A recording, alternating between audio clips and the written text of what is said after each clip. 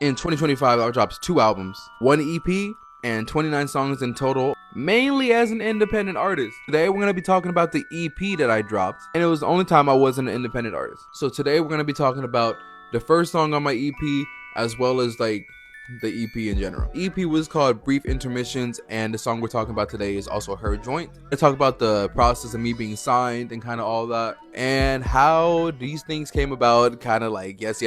My name is Carlo Aaron. I'm a rapper, singer. I do a lot of stuff, and I kind of just do it by myself. So earlier this year, I got hit up by a label. I don't want to say the name, like we're just gonna kind of go from there. Signed to a small label, and they were like, "Hey, let's do these 3 songs, and we'll kind of go from there." I was like, "Great, I'm gonna drop an album this year. Kind of see how that goes, because then we can boost my numbers up, and it's gonna help out with the album." So with this song, it's called Her Joint. Her Joint is heavily inspired by the Divine Feminine as a whole.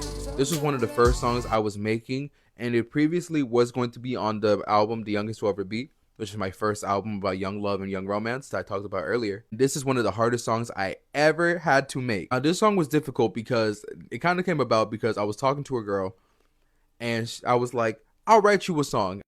I was kind of joking, but then I was like, "Oh, let's fucking try." So I wrote the hook, and I really liked the hook. I thought it sounded really beautiful, and she really liked the hook. And I was like, "Cool, I'll keep going." And then she ended up getting with another guy, so I was like, I probably shouldn't I shouldn't do that. I was like, "Okay." Um I had started writing verses for this song, but I thought it was just really hard to like create that feeling, I'd say. Either 2022 or end of 2023. I had been going on, no, it was 2 years. I had been dating a lot because I hadn't been dating for a little while. I took a break from it. I was like, you know what? We're gonna go on dates. So I just went on a few dates, and after each one of these dates, I would just write more to this song. So I would just write immediately after I was done with the date. I'd write down like, this is what I'm trying to do, this is what I'm doing, this is how she feels, and I just kept doing that with the song. This one is like, so really this song has the most experiences with it. But then at some point I was just like, I don't think this is gonna be on the album. I just don't want to overbloat it, and I think like I've said the same thing on this album already. I like the song, and I did want it to come out, so I thought with the label that would be really good. I also do have background vocals on this song from my friend Bakari. It's like, okay, I do want to put this song out at some point, so maybe this can be a single.